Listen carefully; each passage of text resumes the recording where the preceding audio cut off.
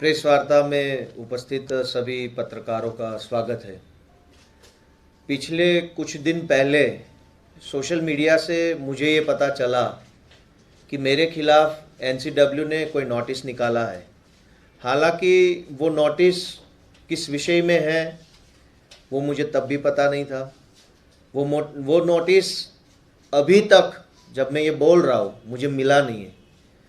लेकिन मैं कानून को मानने वाला एक नागरिक हूँ। जैसे ही मुझे सोशल मीडिया से, ट्विटर से ये पता चला कि कोई नोटिस निकला है और महिला कमीशन ने भेजा है, क्योंकि हम महिलाओं का सम्मान करते हैं, तो हम सामने से बिना किसी इधर उधर की बात किए कि मिला नहीं है, कब मिलेगा, जब मिलेगा तब जाएंगे, कोई इधर उधर की बात किए बिना मैं आज नेशनल कमीशन ऑफ वीमेन के सामने अपना पक्ष रखने के लिए, अपनी बात बताने के लिए मैं आया। जैसे ही आज मैं कमीशन की ऑफिस पे गया तो सबसे पहले मेरे साथ जो मेरे वकील थे उसको रोका गया। ये कहा गया कि कमीशन का कानून है अपना कि वकील किसी के साथ नहीं आ सकते। हमने कहा कि संविधान में लिखा है कि सबको कानूनी असिस्टेंस लेने का अधिकार है। मुझे रोका गया, बोला आपको अकेले को ही आना पड़ेगा। जैसे ही मुझे फर्स्ट फ्लोर पे कमीशन की ऑफिस के अंदर ले जाया गया, जहां चेयरमैन मैडम बैठती है, उसके चैम्बर में ले जाया गया। मैंने कमरे का दरवाज़ा खोलते हुए पूछा कि मैं कम इन मैडम।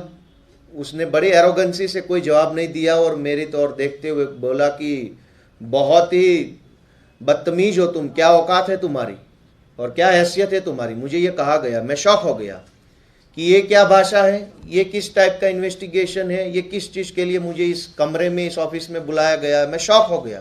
मैं कुछ नहीं बोला क्योंकि वो चेयर पे बैठी है। चेयर की रिस्पेक्ट करना सिटीजन होने के नाते मेरा फर्ज बनता था। मैं सुनता रह गया।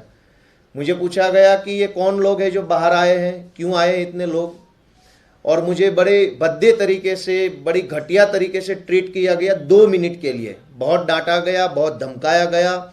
ये कर दिया जाएगा, पुलिस के हवाले कर दूंगी, तुम्हारे ऊपर FIR करवा दूंगी, जेल में भर देंगे, क्या समझते हो अपने आप को, औकात क्या है तुम्हारी। इस टाइप की बातें खुद मैडम ने अपने चैम्बर में मुझे बताई। मैं सिर्फ सुनता रहा। मैं शॉक था, क्या बोलूँ क्या नहीं बोलूँ। फिर मैं अपने आप से उस कमरे के बाहर निकल गया और मैं अपने वकील जो ग्राउंड फ्लोर पे बैठे थे उनसे मैं मिला और उनको कहा कि मैडम ने मेरे साथ इस तरीके का बर्ताव किया है। ना वो मेरा स्टेटमेंट रिकॉर्ड कर रहे हैं, ना जिस चीज़ के लिए मुझे समन किया गया था उस चीज़ को लेकर कोई बात कर रहे, बस मुझे गालियां दे रहे, धमका रहे। इतनी देर में कमीशन की ओर से पुलिस को बुला लिया गया। फिर पुलिस की ओर इनकी क्या बातचीत हुई मुझे तो कोई पता नहीं है।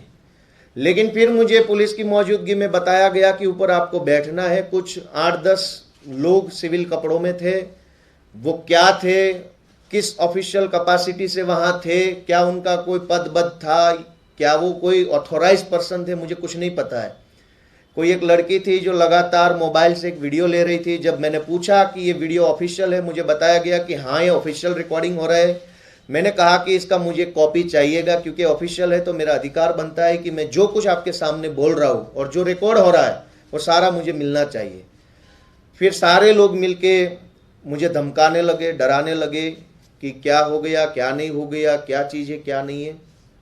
कुल मिला के अगर आप देखेंगे तो इस पूरे वाकया में कहीं पर भी नोटिस को लेकर के एनसीडब्ल्यू का कोई इंटरेस्ट नहीं था। उनका इंटरेस्ट था मुझे धमकाने में, मुझे डराने में, मुझे बद्दी तरीके से गालियां देने में उनका इंटरेस्ट था। और अंत में जब उनका ये इंटरेस्ट खत्म हो गया, फिर पुलिस को बोल दिया कि अब उसको उठा के ले जाओ, थाने में रख दो। ये क्यों हो रहा है? ये सारा जो आज पूरा दिन जो घटनाक्रम हुआ है, ये इसलिए हुआ है कि गुजरात में चुनाव आ रहे हैं। इस चुनाव में पाटीदार समाज बीजेपी के खिलाफ खड़ा हो चुका है। पाटीदार समाज आम आदमी पार्टी के समर्थन में खुल के बाहर आ रहा है। चूंकि बीजेपी पार्टी गुजरात में पाटीदारों से नफरत करती है, पाटीदारों से बहुत चिढ़ती है। पिछले कुछ साल पहले पाटीदारों के 14 युवाओं पर बीजेपी की सरकार ने गोलियां चलवाई थी और 14 युवाओं को उसने एक तरीके से मर्डर कर दिया था। बाकी जो बच गए उनके ऊपर हजारों फर्जी मुकदमे लगा के हजारों युवाओं को जेल में बंद कर दिया था, उनका करियर खराब कर दिया था। फिर बीजेपी को लगा कि कितनों को गोलियां मार दी, कितनों को जेल में भर दिया, तब भी ये पाटीदारों में से आने वाला गोपाल इटालिया कैसे बच गया, कैसे बच के आगे निकल गया। ये साधारण सा पाटीदार युवान कैसे किसी पार्टी का प्रदेश अध्यक्ष बन गया, कैसे ये युवान बीजेपी को चैलेंज कर रहा है। इसको हैरान करो, इसको परेशान करो, इसको सताओ, किसी भी मुकदमे में डालो, इधर उधर कहीं से उसको बदनाम करो। पूरी बीजेपी पार्टी इस वक्त गोपाल इटालिया के पीछे पड़ी हुई है। मैं क्या हूं? मैं कुछ नहीं हूं, एक साधारण सा युवान हूं। मेरी कोई शख्सियत ही नहीं है एक तरीके से अगर आप देखेंगे। लेकिन जब आप ट्विटर पे, सोशल मीडिया पे देखते हैं, बीजेपी के सारे विधायक, सेंटर के मिनिस्टर, पूरा आईटी सेल एक ही छोटे से आदमी के पीछे लगा के रखा है। क्यों? क्योंकि वो लोग पाटीदार समाज से नफरत करते हैं और नफरत में इस हद तक गिर चुके हैं कि गुजरात से मुझे उठाकर ओखला के थाने में बिठा दिया। यहां तक कि मेरे वकील को भी नहीं बताया कि मुझे कहां ले जाया जा रहा है। वकील को किसी और थाने का एड्रेस बताया कि यहां बिठाया है, ले जाया गया कहीं और जगह।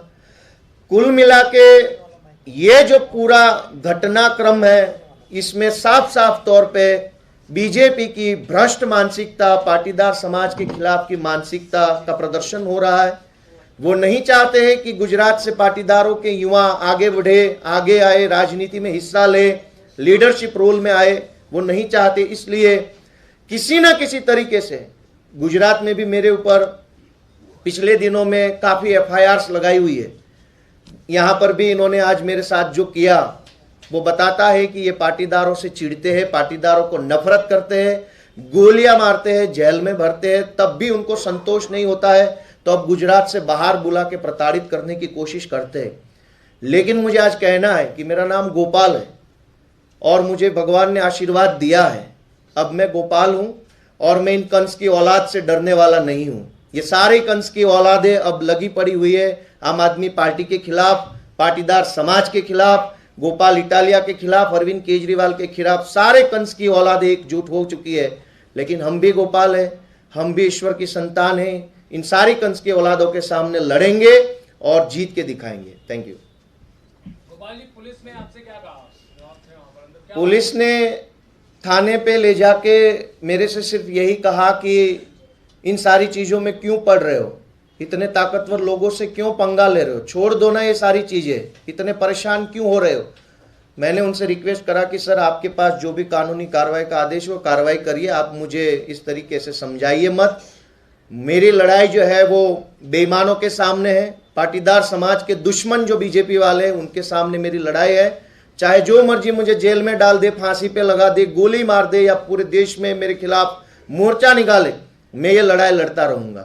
गोपाल जी, जिस तरह से इस देश में जो हरकतें चल रही है, एक डेमोक्रेटिक कंट्री है यहाँ पे, जिस तरह से आप जब अपने इलेक्शन की, अपने पॉपुलैरिटी की जंग लड़ रहे हैं, जो इलेक्शन की तरफ से संविधान में हक है, फिर भी ये सब चीजें जो आ रही है, रुकावट की, जेल में डालने की, नफरत की, इसको आप कब रोकेंगे और यह कब तक चलता रहेगा?